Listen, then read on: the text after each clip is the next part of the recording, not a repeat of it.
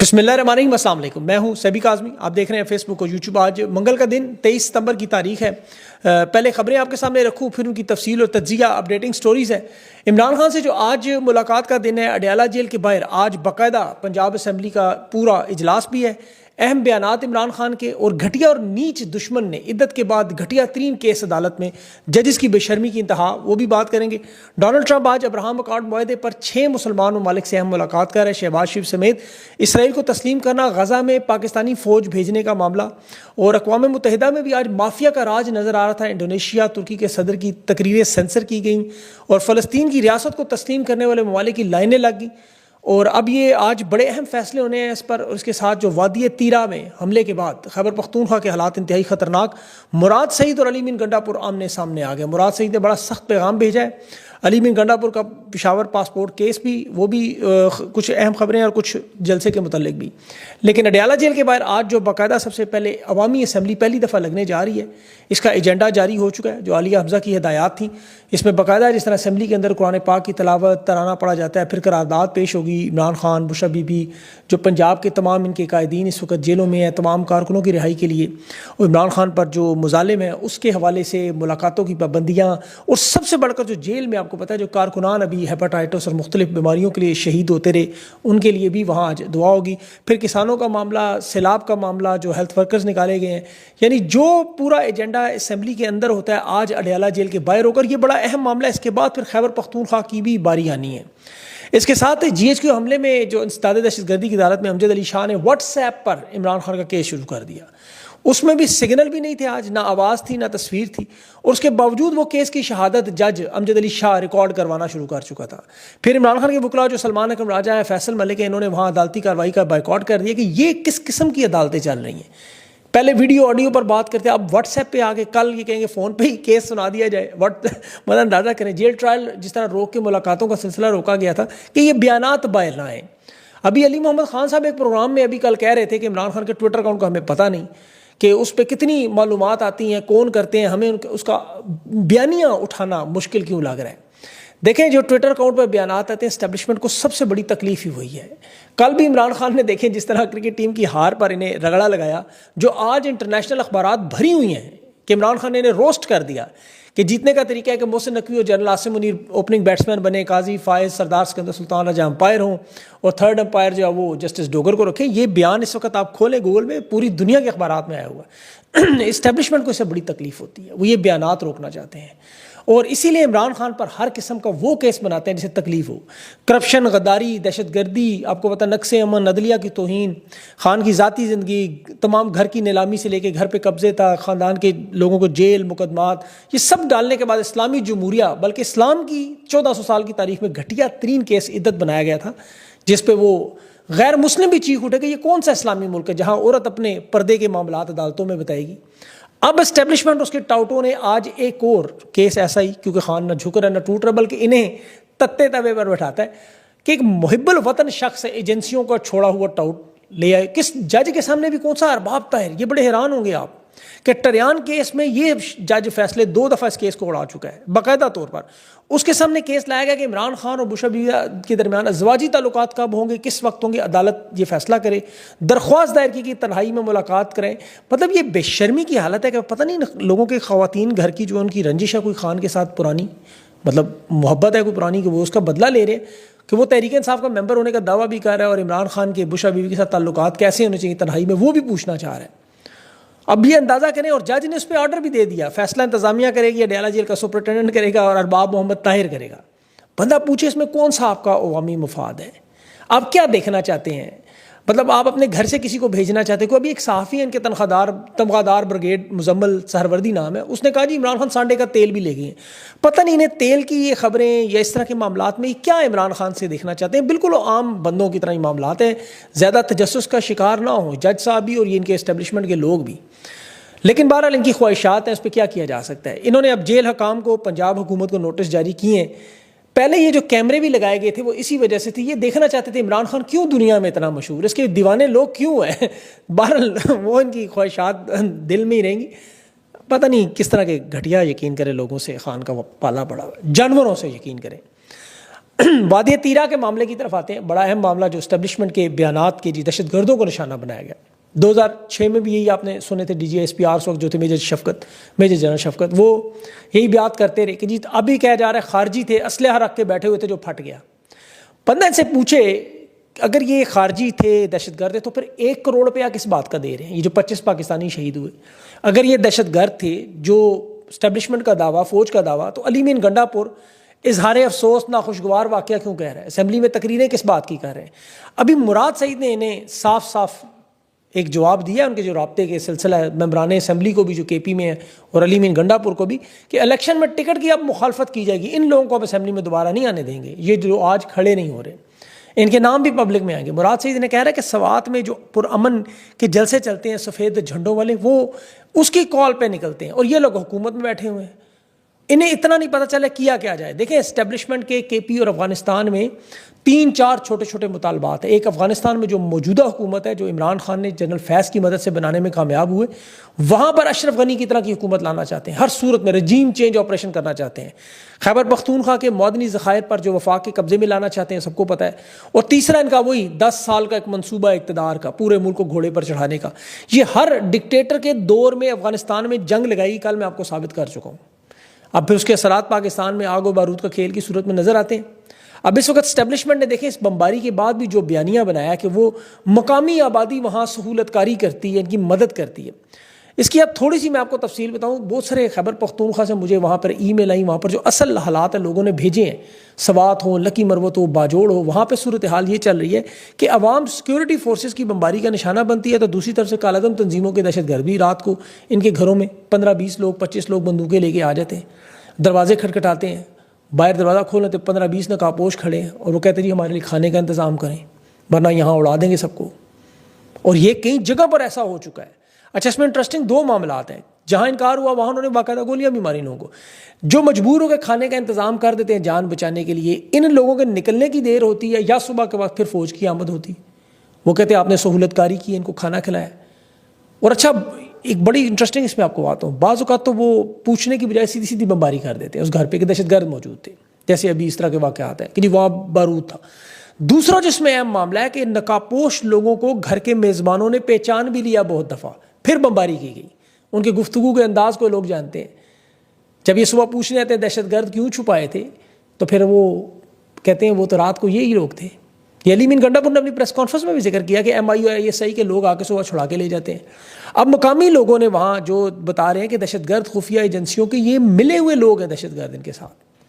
خیبر پختونخوا کی عوام پھنسی ہوئی کدھر جائیں, انہیں سمجھ نہیں آ رہی کہ ایک طرف خیبر پختونخوا کے نوجوان جو رہنما اسمبلی میں جن کو بھیجا گیا تھا کہ یہ آپریشن رکوائیں گے, وہ بھی کہہ رہے ہیں جی ہم کدھر جائیں, ہمیں سمجھ نہیں آ رہی. حالانکہ پتہ سب کو ہے کرنا کیا ہے, لیکن اس کے لیے پھر ظاہر نشستیں ہیں, عہدے ہیں, مرات ہیں, حکومت ہے, اس خوف سے نکلنا ہوگا. 27 ستمبر کی جو جلسے کی تیاری ہو رہی ہے, عوامی آگہی مہم چل رہی ہے, اس میں بہت بڑی تعداد میں لوگوں کا آنا ہے. 15 سے 20 لاکھ لوگ اس دفعہ اکٹھے ہوں گے, اور پورے پاکستان سے اعلان کیا گیا ہے. تو میرے خیال میں وہاں یہ مطالبہ بڑی شدت سے آئے گا کے پی کے حالات کا, کیونکہ وہاں حالات میں بڑی فرسٹریشن اور غصہ ہے, اور لوگوں کو قیادت پہ اعتراضات تو بہت سارے ہیں.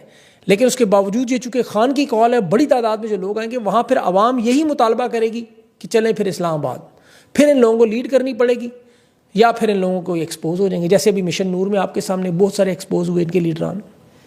ایک بندہ دیکھ لینا جو مشن نور کو ناکام کرنے کے لیے اسٹیبلشمنٹ نے اپنے اثاثے انہیں بے نقاب ہونے پہ مجبور ہو گئے. اسی طرح قیادت ان لوگوں کے پھر ہاتھ سے نکل کے عوام کے ہاتھ کی طرف چلی جائے گی.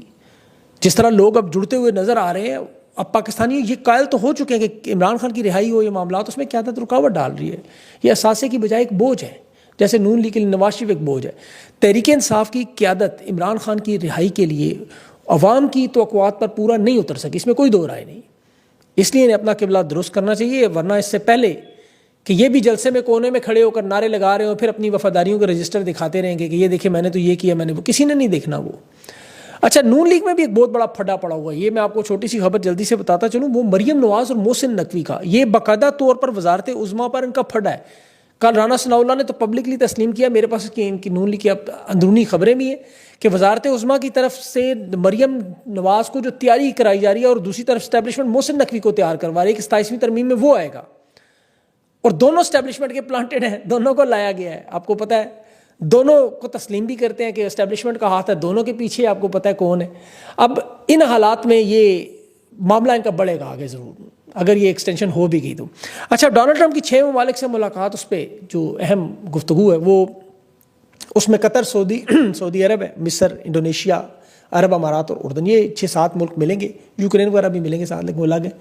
یہ دفاعی معاہدہ ہے, اس پہ ایک تو ظاہر ہے سعودی عرب کے ساتھ اس پہ بڑی اہم گفتگو. اسرائیل کے خدشات کو دور کیا جائے گا آج. سعودی عرب اور پاکستان دونوں اسرائیل کے خدشات کے بارے میں ذکر کریں گے, انہیں نقصان نہیں پہنچایا جائے گا. بھارت سے متعلق بھی کچھ گفتگو ہے, لیکن اصل جو معاملہ ہے, دیکھیں جو لوگ اس چینل سے جڑے ہوئے ہیں آپ کو یاد ہوگا میں نے آپ کو ایک ملک اس میں جو شامل ہے اس کے بارے میں بتایا تھا جب آرمی چیف کی ملاقاتیں تھیں, دورے تھے, محسن نقوی اور شہباز شریف کے یہ دورے تھے, کہ یہ ابراہم اکارڈ کی طرف غزہ کی جنگ اور فلسطین اسرائیل کے تنازع میں ڈونلڈ ٹرمپ کے منصوبے پارٹ 2, جسے عبرانی معاہدہ یا ابراہیم الائنس کا نام دیا جا رہا ہے, جس میں ٹرمپ ان تمام مسلمان ممالک کو شامل کر کے باقاعدہ طور پر غزہ میں فلسطین میں تعمیر نو کے نام پر ایک بین الاقوامی فوج تعینات کرنا چاہتا ہے. یاد رکھیں کہ پہلے مزاحمتی گروپ سے اسلحہ لینا ہے اور وہ یہ لے کے دیں گے, پھر دوسرا فلسطین کے 2 ریاستی حل کی طرف اور امن کے نوبل انعام. یہ پورا ایک منصوبہ ہے جس میں لوگوں کو شامل کیا جا رہا ہے, کافی عرصے سے اس پہ کام ہو رہا ہے. بڑا کھلاڑی عرب امارات ہے جس کا پہلا معاہدہ بھی اسرائیل کے ساتھ تھا, دوسرے میں بھی یہ سب سے بڑی پارٹی یہی ہے, اور دوسرا وہ مصر کے جنرل عبد الفتاح سیسی ڈکٹیٹر, اس نے اسرائیل کی ابھی غزہ کی جنگ کے دوران آپ کو $35 ارب گیس کا معاہدہ بھی کیا. پھر انڈونیشیا کا صدر ہے, اس کے بھی حالات آپ کو ڈونلڈ ٹرمپ کی صدارت سنبھالنے کے بعد ایک ہی فون کال جو اس نے کی اس میں آپ کو پتہ لگ جائے گا. انڈونیشیا کے انقلاب والے معاملات کے بعد وہ بھی بڑے خوفزدہ ہیں, حمایت چاہیے نہیں مغرب کی. اور اردن تو سب کو پتہ ہے, وہ تو حالیہ اسرائیل ایران کی جنگ میں باقاعدہ اسرائیل کے پارٹنر بھی تھے, اور ماضی میں بھی بلیک ستمبر بریگیڈیئر ضیاء الحق کا, وہ بھی آپ کو یاد ہے. تو یہ آفیشلی اس معاملے کو سعودی عرب ظاہر ہے بندوق پاکستان کے کندھے پہ رکھ کے اسرائیل کو تسلیم کروانا چاہتا ہے. یہ دفاعی معاہدہ اس کی بہت بڑی شک ہے, کیونکہ وہاں سعودی عرب کا نوجوان طبقہ بھی فلسطین پر کسی صورت میں وہ نہیں ہے کہ قائل کہ وہ مان لیں, وہاں بھی بڑی تعداد میں نوجوان موجود ہیں, اسی لیے پاکستان کے کندھے پر بندوق رکھی جائے گی. اور یہاں دیکھیں شام کا آپ کو صدر بھی نظر آ رہا ہے جو قطر کے امیر سے ملا, جس کے سر پر باؤنٹیاں تھیں, اور فرانس کے صدر سے بھی مل رہا ہے, اقوام متحدہ سے بھی. تو یہ وہ سارا وہی پلان ہے جو چل رہا ہے. اچھا, فرانس کے صدر سے مجھے ایک چیز یاد آئی کہ وہ نیو یارک میں ڈونلڈ ٹرمپ کے پروٹوکول میں اس کی گاڑی روک کے اسے پیدل وہاں سے چلایا گیا آج. یہ ایسا کبھی صدارتی پروٹوکول میں نہیں ہوا, لیکن اس نے فلسطین کو تسلیم کرنے پر ابھی آپ کو پتہ ہے اعلان کیا تھا, تو جس کی وجہ سے وہ میں آگے چل کے بتاتا ہوں جس کی وجہ سے آج سے یہ سزا ملی ہے. بہرحال سعودی معاہدے میں یہ دونوں ممالک پاکستان اور سعودی عرب کا اسرائیل کو تسلیم کرنا بڑا اہم معاملہ ہے, کیونکہ دفاع کا یہ معاہدہ اگر آپ دیکھیں نا تو روس اور یوکرین کے درمیان ایک معاہدہ ہوگا, روس اور شمالی کوریا روس کے ساتھ اتحاد میں جب شامل ہوا ابھی, جس میں شمالی کوریا روس کو فوجی بھی بھیج رہا ہے, بیلسٹک میزائل بھی بھیج رہا ہے, گولہ بارود بھی بھیج رہا ہے. یوکرین کی جنگ میں 1000 فوجی شمالی کوریا کا مارا گیا. اب یہ یوکرین کی طرف سے لڑ رہے ہیں. اس معاہدے میں شمالی کوریا کو فی الحال کوئی فائدہ نہیں ہے. اگر امریکہ آج شمالی کوریا پہ حملہ کرے تو روس تو اس کا جواب نہیں دے گا. کیا وہ روس فوجی تنصیبات پہ امریکہ کی حملہ کرے؟ ایسا کبھی نہیں ہوگا. اسی طرح کا معاہدہ ایک بھارت اور روس کے درمیان بھی 1971 کی جنگ میں ہوا تھا. وہ عملی معاہدے سے زیادہ صرف ایک سگنل تھا, علامتی معاہدہ. تو پاکستان کے دفاع کا بھی جو معاہدہ ہے یہ اسرائیل کی طرف جاتا ہے, سارے اشارے اسی طرف جا رہے ہیں. 1979 میں ورنہ دیکھیں جب کعبہ پر حملہ کیا گیا تو اس وقت حرم کے اندر غیر مسلم فوج, حالانکہ بلائے فرینچ کمانڈوز تھے, لیکن پاکستانی فوجیوں کو اندر بھیجا کہ مسلمان ہیں. تو مقدس مقامات حرمین شریفین کے تقدس کے لیے جس میں مسلمان پہلے سے تیار ہیں وہاں ان کی تعیناتی ضرور ہے, لیکن اس کے علاوہ آگے معاملہ کچھ نظر نہیں آ رہا. ہندوستان پاکستان کو اگر خدا نخواستہ دیکھیں جنگ شروع ہو جائے دوبارہ تو کیا سعودی عرب اپنی فوج بھیجے گا؟ ایسا نہیں ہوگا. علامتی طور پر ہو سکتا ہے تیل وغیرہ کی مدد کریں, وہ تو 1965 میں بھی کرتے رہے. تو اس لیے اب ہندوستان کی بھی یاد رکھیں سعودی عرب کے ساتھ بھرپور تجارت جاری ہے. سعودی عرب اگر اس معاہدے میں آج ہندوستان کو کہہ دے کہ وہ سندھ طاس کا پانی کا معاہدہ کھولیں, پر دفاع تو دونوں کا اکٹھا ہے, ورنہ تیل کی تجارت روک دیں گے, تو ظاہر ہے ہندوستان کھول دے گا, لیکن ایسا نہیں ہوگا. سعودی عرب کبھی نہیں کہے گا اور یہ معاملہ نہیں جائے گا. تو وہ خربوزہ ہیں ہم جو خود چھری پہ گرے یا چھری ہم پہ کٹنا خربوزے نہیں ہوتا ہے. فلسطین کو آج تسلیم کرنے والے مالک میں پرتگال بھی شامل ہو گیا, فرانس بھی شامل ہو گیا باقاعدہ, بلکہ فرانس کے صدر جس کا میں نے پروٹوکول کا بتایا, اس نے اقوام متحدہ میں کھڑے ہو کے کہا آج میں اعلان کر رہا ہوں کہ فرانس باضابطہ طور پر اسرائیل کو فلسطین کو ایک ریاست کے طور پر استعمال کر رہا ہے. اور پھر اقوام متحدہ میں سارے کھڑے ہو گئے, باقاعدہ وفود, انہوں نے بڑا ویلکم کیا اس کو. اس کے بعد پھر پروٹوکول والا یہ معاملہ ہوا. اب یورپ میں ایک بہت بڑی لہر چل رہی ہے اس وقت, ان تمام ممالک ایک بڑی لائن لگی ہوئی ہے جو فلسطین کو تسلیم کرنے کے لیے تیار ہے. اور یہ فلسطین کے جو ریاست کے طور پر تسلیم کرنا, دیکھیں جو نہیں کر رہے وہاں عوام رد عمل دے رہی ہے. اٹلی میں ابھی اب دیکھیں وہاں ریاست کے طور پر انکار کیا گیا، پورے ملک میں شدید مظاہرے شروع ہو گئے. میلونی ان کی وزیر اعظم ہیں. جنگ بندی اور فلسطین جو کہ مطلب عوام کی جو توقعات ہیں اس پر وہ نہیں پورا اتر رہی، تو وہاں لوگ حکومت گرانا چاہتے ہیں.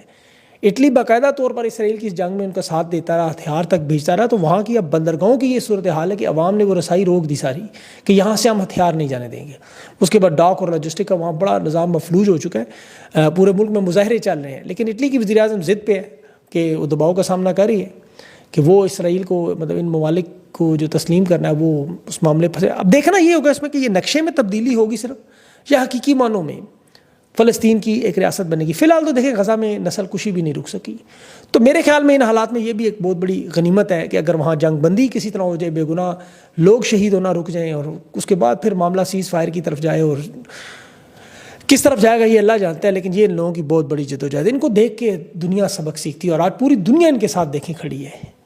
کیونکہ یہ جو لوگ مزاحمت کی نشانی بنتے ہیں، جیسے عمران خان پاکستان میں آج کیوں پاکستان کے سب سے بڑے برصغیر کے لیڈر ہیں، کہ وہ مزاحمت کر رہے ہیں ظلم کے نظام کے خلاف. تو جو بھی ظالم کے خلاف کھڑا ہوتا ہے ظاہر اسے پھر دنیا میں لوگ پسند کرتے ہیں، دشمن بھی پسند کرتے ہیں، دل سے کرتے ہیں، اندر سے. اللہ تعالیٰ پاکستان کے اور فلسطین کے حالات پہ اپنا رحم و کرم کریں. اگلے ویلاگ تک کے لیے مجھے اجازت دیں. اللہ حافظ.